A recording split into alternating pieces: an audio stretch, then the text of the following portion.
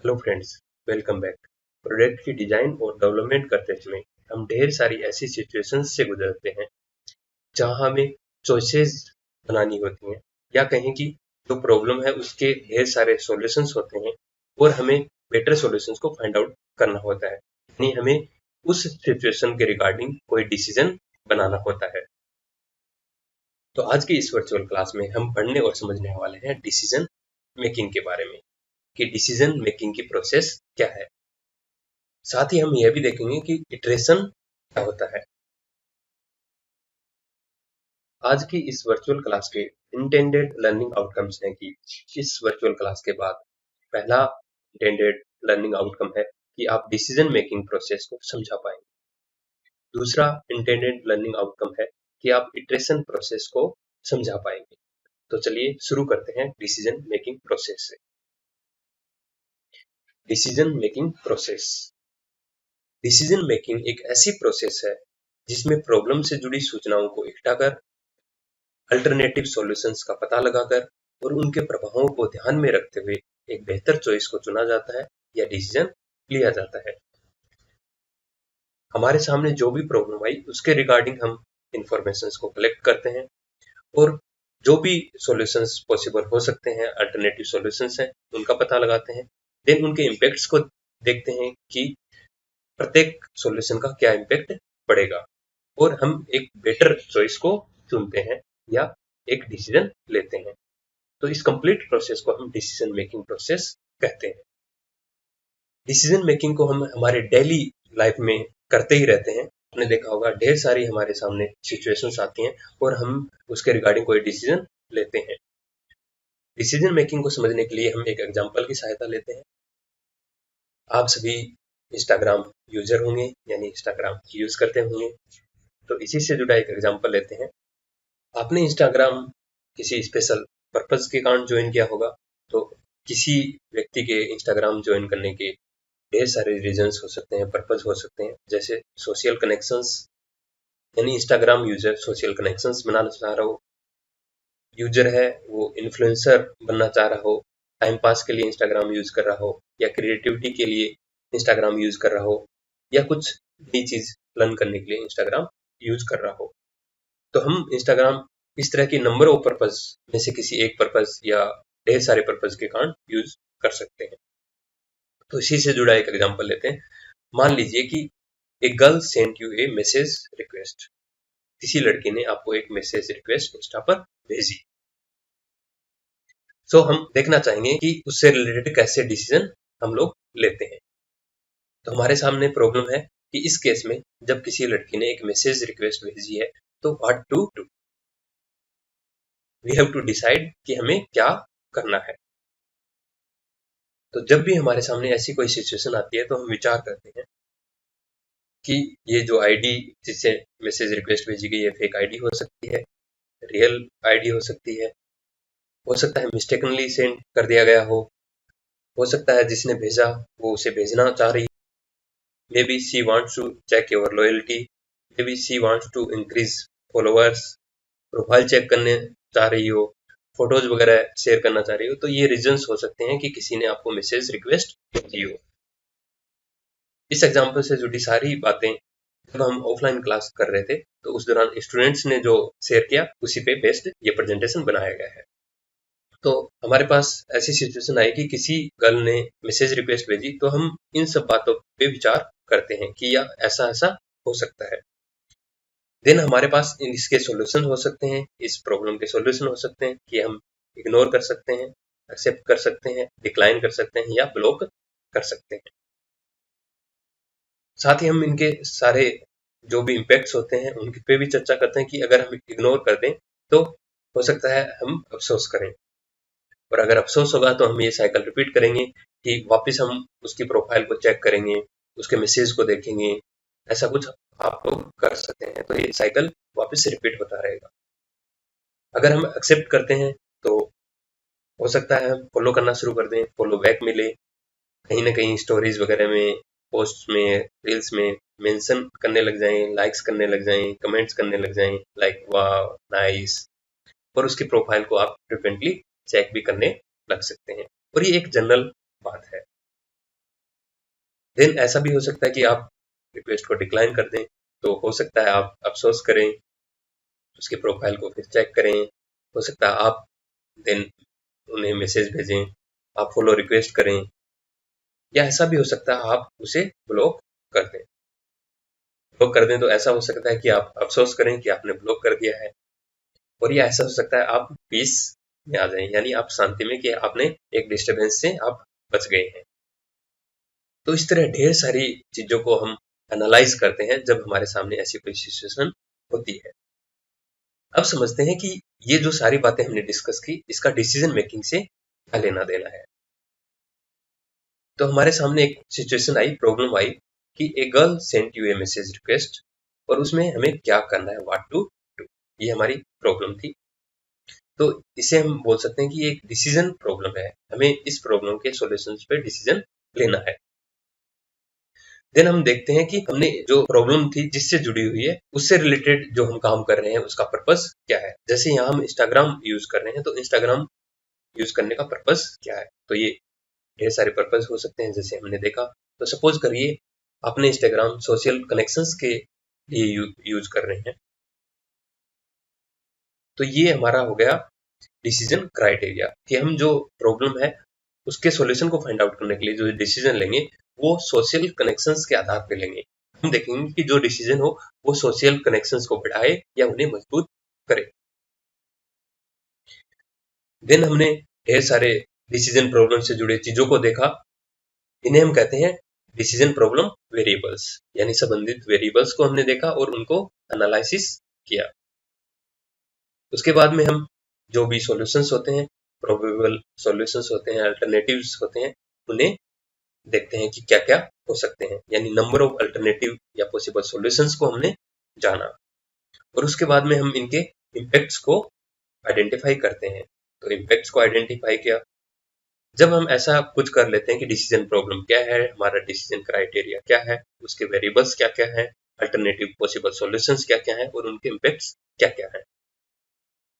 इसके बाद में हम जो भी अल्टरनेटिव सॉल्यूशंस हमें मिले या जो प्रोबेबल सॉल्यूशंस थे, जैसे यहाँ इग्नोर, एक्सेप्ट, डिक्लाइन, ब्लॉक था, तो इसमें हम अल्टरनेटिव्स को इवोल्यूट करते हैं, उनके इम्पैक्ट्स को देखते हैं कि क्या वो हमारे डिसीजन क्राइटेरिया से मिलता जुलता है या नहीं, या उसको किस तरह इफेक्ट कर पा रहा है। तो हम इवोल्यूशन ऑफ अल्टरनेटिव्स करते हैं, उन्हें इवोल्यूट करते हैं, और जब हमने देख लिया कि हम इग्नोर सही रहेगा, एक्सेप्ट सही रहेगा, डिक्लाइन सही रहेगा या ब्लॉक सही रहेगा, तो उसके बाद में हम बेस्ट को सिलेक्ट करते हैं, यानी selection of best choice.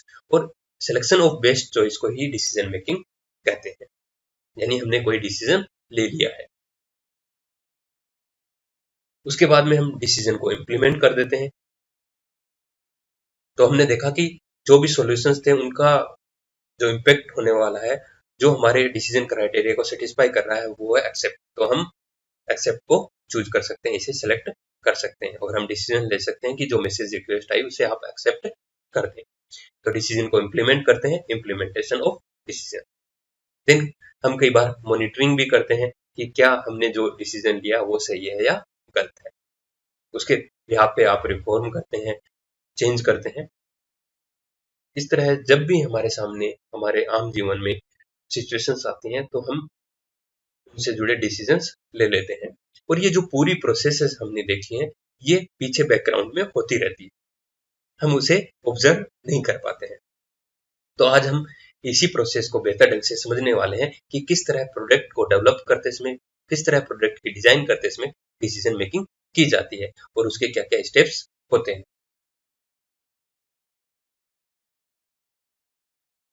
So decision making process, जब एग्जाम में डिसीजन मेकिंग प्रोसेस के बारे में पूछा जाए, तो आप इस तरह पॉइंट्स में लिख सकते हैं, या आप ब्लॉक डायग्राम की सहायता से भी डिसीजन मेकिंग प्रोसेस को एक्सप्लेन कर सकते हैं। डिसीजन मेकिंग प्रोसेस में फॉलोइंग चरण होते हैं, निम्न चरण होते हैं। पहला है डिसीजन प्रॉब्लम को डिफाइन करना, दूसरा है डिसीजन क्राइटेरिया को इस्टेब्लिश करना या डिसीजन क्राइटेरिया को फ्रेम करना, तीसरा है प्रॉब्लम का मॉडल बनाना, चौथा है अल्टरनेटिव और पॉसिबल सॉल्यूशंस का पता लगाना, पांचवा है प्राप्त अल्टरनेटिव्स को इवोल्यूट करना और बेस्ट को सिलेक्ट करना, छठा है डिसीजन को इम्प्लीमेंट करना और मॉनिटरिंग या रिव्यू करना। तो इन 6 स्टेप्स में हम डिसीजन मेकिंग प्रोसेस को लिख सकते हैं या एक्सप्लेन कर सकते हैं। डिसीजन मेकिंग प्रोसेस को आप ब्लॉक डायग्राम की सहायता से इस तरह समझा सकते हैं कि आप डिसीजन मेकिंग प्रोसेस स्टार्ट होगी डिसीजन प्रॉब्लम को डिफाइन करने से, देन डिसीजन क्राइटेरिया को एस्टैब्लिश करेंगे, देन प्रॉब्लम का मॉडल बनाएंगे, देन अल्टरनेटिव और पॉसिबल सॉल्यूशंस का पता लगाएंगे, देन प्राप्त अल्टरनेटिव्स को इवैल्यूएट करेंगे और बेस्ट को सेलेक्ट करेंगे, देन डिसीजन को इम्प्लीमेंट और मॉनिटर करेंगे, और इस तरह हमारी डिसीजन मेकिंग प्रोसेस एंड हो जाएगी। जब एग्जाम में आप ऐसा लिखेंगे तो प्रत्येक स्टेप को फिर आपको एक्सप्लेन भी करना है। तो अब हम प्रत्येक स्टेप को बारी बारी एक एक कर समझते हैं। डिसीजन मेकिंग प्रोसेस का पहला स्टेप है डिसीजन प्रॉब्लम को डिफाइन करना। डिसीजन प्रॉब्लम को डिफाइन करते समय हम संबंधित वेरिएबल्स को आइडेंटिफाई करते हैं, स्टेक होल्डर को आइडेंटिफाई करते हैं कि हम जो भी डिसीजन लेंगे उससे जुड़े जुड़े लोग कौन कौन है, स्टेक होल्डर्स कौन कौन है। इसी तरह आप इसमें डिसीजन के डायरेक्ट और इनडायरेक्ट इफेक्ट्स को आइडेंटिफाई करते हैं, डिसीजन के इमीडिएट प्रभाव और डिलेड प्रभाव क्या होंगे ये जानते हैं। तो पहले स्टेप डिसीजन प्रॉब्लम को डिफाइन करने में हम इन तरह की एक्टिविटीज को परफॉर्म करते हैं। दूसरा जो स्टेप है वह है डिसीजन क्राइटेरिया को एस्टैब्लिश करना। इसमें हम देखेंगे कि डिसीजन जब लेंगे तो किस क्राइटेरिया के बेस पे हम लेंगे। तो डिसीजन क्राइटेरिया को एस्टैब्लिश या फ्रेम किया जाता है। इसमें हम डिसीजन के ऑब्जेक्टिव या पर्पस या गोल को आइडेंटिफाई करते हैं, उसका पता लगाते हैं। सामान्यतः जो प्रोडक्ट डिजाइन और डेवलपमेंट प्रोसेस है उससे जुड़ी हमारे सामने कोई सिचुएशन आएगी तो मेन जो क्राइटेरिया होता है वो होता है मैक्सिमाइजिंग दी प्रॉफिट। हम प्रोडक्ट को डेवलप ही इसलिए कर रहे हैं ताकि मार्केट में उसे सेल कर पाए, टारगेट मार्केट को उसे बेच पाए और उससे प्रॉफिट हासिल कर पाए। तो मोस्ट ऑफ केसेस में हमारा डिसीजन मेकिंग का मेन क्राइटेरिया होगा मैक्सिमाइजिंग दी प्रॉफिट। साथ में ये भी हो सकता है मार्केट शेयर, प्रोडक्टिविटी को बढ़ाना चाह रहे हैं, स्टेबिलिटी, कंपनी की स्टेबिलिटी को बढ़ाना चाह रहे हैं, ग्रोथ को बढ़ाना चाह रहे हैं, कॉस्ट, प्रोडक्ट डेवलपमेंट की कॉस्ट को मिनिमाइज करना चाह रहे हैं, प्रोडक्ट की कॉस्ट को मिनिमाइज करना चाह रहे हैं, ऑप्टिमम रखना चाह रहे हैं, रेपुटेशन, कंपनी की रेपुटेशन बनाना चाह रहे हैं, इनोवेटिव प्रोडक्ट लॉन्च करना चाह रहे हैं, यानी technological leadership, goodwill, impact on environment जानना चाह रहे हैं, एम्प्लॉय वेलफेयर करना चाह रहे हैं। तो इस तरह प्रोडक्ट डेवलपमेंट में मैक्सिमाइजिंग द प्रॉफिट के साथ साथ इस तरह के पर्पस भी हो सकते हैं, और हो सकता है हम इस मेन क्राइटेरिया के साथ साथ इन्हें भी साथ लेकर चलना चाह रहे हैं। उसके बाद में हम प्रॉब्लम का मॉडल बनाते हैं, यानी तीसरा स्टेप है प्रॉब्लम का मॉडल बनाना।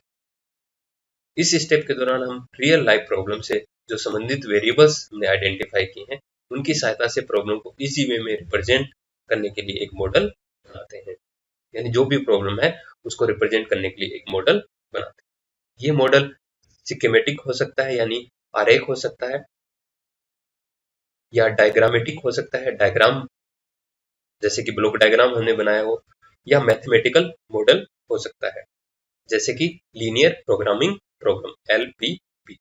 तो इस तरह हम जो भी प्रॉब्लम है उसे स्कीमेटिक, डायग्रामेटिक, मैथमेटिकल मॉडल में रिप्रेजेंट कर सकते हैं। और जब ऐसा करते हैं तो इसमें हम जो भी वेरिएबल्स हमने आइडेंटिफाई किए हैं उनके बीच में रिलेशनशिप को दर्शाते हैं। इसके बाद में हम फोर्थ स्टेप में अल्टरनेटिव और पॉसिबल सॉल्यूशंस का पता लगाते हैं।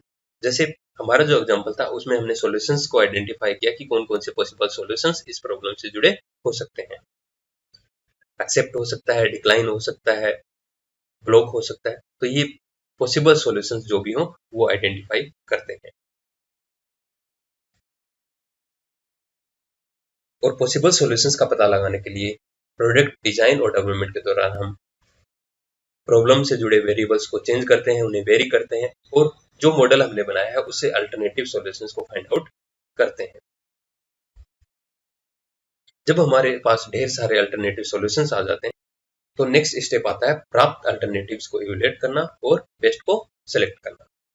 तो जो डिसीजन क्राइटेरिया हमने तय किए थे उनके आधार पर अल्टरनेटिव जो सॉल्यूशन है उन्हें इवैल्यूएट करते हैं। अल्टरनेटिव्स को हमने इवोल्यूट किया तो बेस्ट अल्टरनेटिव या बेस्ट सॉल्यूशन या डिसीजन वह होगा जो डिसीजन क्राइटेरिया को क्लोजली सेटिस्फाई करता हो, यानी डिसीजन क्राइटेरिया को फुलफिल करता हो, उसे हम बेस्ट अल्टरनेटिव या बेस्ट सॉल्यूशन मान सकते हैं और उसे हम डिसीजन के तौर पर ले सकते हैं। सामान्यतः जब हम प्रॉब्लम का मॉडल बनाते हैं तो हम लीनियर प्रोग्रामिंग प्रॉब्लम का यूज करते हैं, यानी मैथमेटिकल मॉडलिंग करते हैं। जब आप ऑपरेशन रिसर्च से संबंधित सब्जेक्ट को पढ़ेंगे, कोर्स को पढ़ेंगे, तो उसमें आप लीनियर प्रोग्रामिंग प्रॉब्लम के बारे में बेहतर ढंग से समझ पाएंगे। इसमें हम जो भी क्राइटेरिया है उसे मैक्सिमाइज करते हैं या मिनिमाइज करते हैं, जैसा भी हम क्राइटेरिया से रिलेटेड चाहते हैं कि मैक्सिमाइज करना है या मिनिमाइज करना है। जैसे अगर हमारे ट्रांसपोर्टेशन से रिलेटेड कोई प्रॉब्लम है तो हम वहाँ ट्रांसपोर्टेशन कॉस्ट को मिनिमाइज करना चाह रहे होंगे या ट्रांसपोर्टेशन टाइम को मिनिमाइज करना चाहते होंगे। तो इसमें क्राइटेरिया को मैक्सिमाइज करना है या मिनिमाइज करना है, ऐसा करते हुए ऑप्टिमम सॉल्यूशंस का पता लगाते हैं। तो लीनियर प्रोग्रामिंग प्रॉब्लम भी एक मैथमेटिकल मॉडल है किसी प्रॉब्लम का, जिससे हम कोई ऑप्टिमम सॉल्यूशंस को जान पाते हैं। तो जब हमने बेस्ट अल्टरनेटिव या बेस्ट सॉल्यूशंस का पता लगा लिया, यानी कि डिसीजन ले लिया, तो उसके बाद में नेक्स्ट स्टेप आता है डिसीजन को इम्प्लीमेंट करना और फिर उसकी मॉनिटरिंग करना। तो इस स्टेप में हम प्रॉब्लम का एक सॉल्यूशन फाइंड आउट कर लेते हैं और उसे बेस्ट चॉइस के रूप में चुन लेते हैं, यानी हम डिसीजन ले लेते हैं। देन उसके बाद में हम मॉनिटरिंग भी करते रहते हैं कि जो हमने डिसीजन लिया वो किस तरह हमारे डिसीजन क्राइटेरिया को अफेक्ट कर रहा है, और डिसीजन से संबंधित वेरिएबल्स में हमें कुछ चेंज करना हो तो वो हम फिर मॉनिटरिंग के दौरान करते रहते हैं। तो इस तरह हमने देखा कि डिसीजन मेकिंग प्रोसेस को 6 स्टेप्स में हम परफॉर्म कर सकते हैं। पहले स्टेप में हम प्रॉब्लम को डिफाइन करते हैं, दूसरे में हम डिसीजन क्राइटेरिया को एस्टैब्लिश करते हैं, ऑब्जेक्टिव्स को एस्टैब्लिश करते हैं, तीसरे स्टेप में हम फॉर्मुलेशन ऑफ मॉडल करते हैं, चौथे में हम अल्टरनेटिव्स जनरेशन करते हैं या अल्टरनेटिव सॉल्यूशंस का पता लगाते हैं, पांचवें में हम उन अल्टरनेटिव्स को इवैल्यूएट करते हैं और बेस्ट को सेलेक्ट कर लेते हैं, छठे स्टेप में हम डिसीजन को इम्प्लीमेंट करते हैं, देन मॉनिटरिंग करते हैं। होप सो आपको डिसीजन मेकिंग प्रोसेस बेहतर ढंग से समझ आ गई होगी। तो अब आप इस सवाल को खुद से करके देखिएगा, डिसीजन मेकिंग प्रोसेस को समझाइए।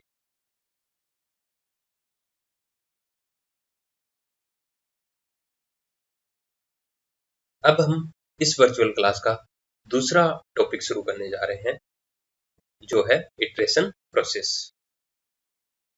इटरेशन या इटरेशन प्रोसेस या इटरेटिव प्रोसेस एक ऐसा अप्रोच है जिसमें प्रोसेस को तब तक रिपीट किया जाता है, पुनरावृत्ति की जाती है, जब तक कि डिजायर्ड या सुटेबल या ऑप्टिमम सॉल्यूशन न प्राप्त हो जाए। तो साधारण भाषा में हम कह सकते हैं इटरेशन क्या है, रिपीटेशन ऑफ प्रोसेस है। जैसे हमने डिसीजन मेकिंग में देखा कि हमें डिफरेंट अल्टरनेटिव्स जो हमने प्राप्त किए उसमें से बेस्ट को सेलेक्ट करना है, तो जो मॉडल बनाया उससे संबंधित हम अल्टरनेटिव्स फाइंड आउट करते हैं और चेक करते हैं कि डिसीजन क्राइटेरिया को कौन सेटिस्फाई क्लोजली करेगा। तो ये जो प्रोसेस है उसे हम रिपीटेडली करें, यानी बार बार इस प्रोसेस को करें, ताकि जो हम सॉल्यूशन चाहते हैं, जो ऑप्टिमम सॉल्यूशन हमें चाहिए, वो प्राप्त न कर लें। तो इस रिपीटेशन को हम कहते हैं इटरेशन प्रोसेस। तो हम प्रोडक्ट डेवलपमेंट एक्टिविटीज में इटरेशन को बहुत बार करते हैं। हम ये भी कह सकते हैं कि इटरेशन एक साइक्लिक प्रोसेस है, क्योंकि इसमें हम प्रोसेस को शुरू से एंड देन शुरू से एंड करते रहे तब तक कि जब हमें ऑप्टिमम सॉल्यूशन या सुटेबल सॉल्यूशन न मिल जाए। और कई बार हमने जो सॉल्यूशन प्राप्त किया है, जो डिसीजन लिया, उसमें अगर कोई चेंजेस करने हो तो भी हम इस प्रोसेस को वापस रिपीट करते रहे। तो इटरेशन प्रोसेस का उपयोग किसी product, process, idea, concept, design इत्यादि को रिफाइन या इम्प्रूव करने के लिए किया जाता है। तो प्रोडक्ट डिजाइन कोर्स में हम इन सब चीजों को रिफाइन या इम्प्रूव करने के लिए इटरेशन प्रोसेस को काम में लेते हैं, या कहें कि इटरेशन करते हैं। इटरेशन प्रोसेस के यूज हैं वेबसाइट, जैसे कि विकिपीडिया। विकिपीडिया वेबसाइट है वो इटरेशन प्रोसेस को बहुत अच्छे से परफॉर्म करती है। आप देखते होंगे कि जो भी आर्टिकल है उसमें चेंजेस होते रहते हैं। तो जैसे भी आर्टिकल लिखा गया उसमें लगता है कि यहाँ कोई रेफरेंसेस और अच्छे मिले या कुछ कंटेंट और ऐड किया जा सकता है, तो वो कंटेंट को उसमें ऐड कर दिया जाता है। देन वापस से उसे एनालाइज किया जाता है कि कहीं कुछ गलत तो नहीं है या कुछ चेंजेस करने हैं, तो वापस पुनः जो भी उससे रिलेटेड रेफरेंसेस होते हैं उन्हें लेकर चेंज किया जाता है। तो वेबसाइट्स जैसे कि विकिपीडिया इटरेटिव प्रोसेस काम में लेती है।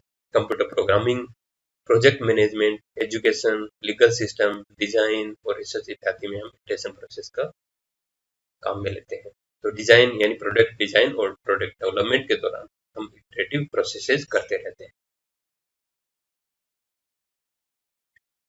एग्जाम में अगर इटरेशन के बारे में पूछा जाए तो हम इटरेशन की डेफिनेशन, इसके यूज बताने के साथ साथ में इस ब्लॉक डायग्राम की सहायता से इटरेशन प्रोसेस के स्टेप्स को बता सकते हैं।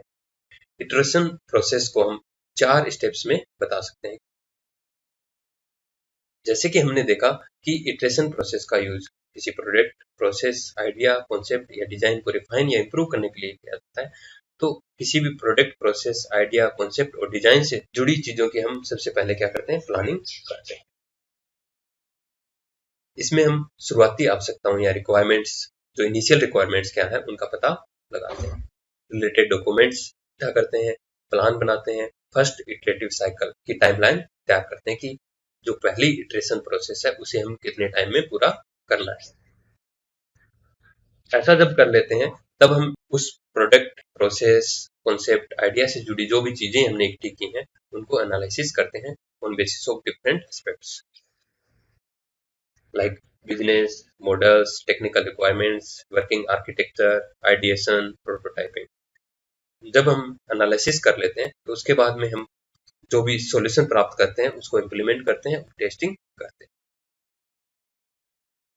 सॉल्यूशन या डिसीजन को जब हमने इम्प्लीमेंट किया और टेस्टिंग से जो भी चीजें हमें प्राप्त हुई, हमने पाया कि ये ऑप्टिमम सॉल्यूशंस के नजदीक है या नहीं, या जो हम डिसीजन क्राइटेरिया चाह रहे हैं उसके नजदीक है या नहीं।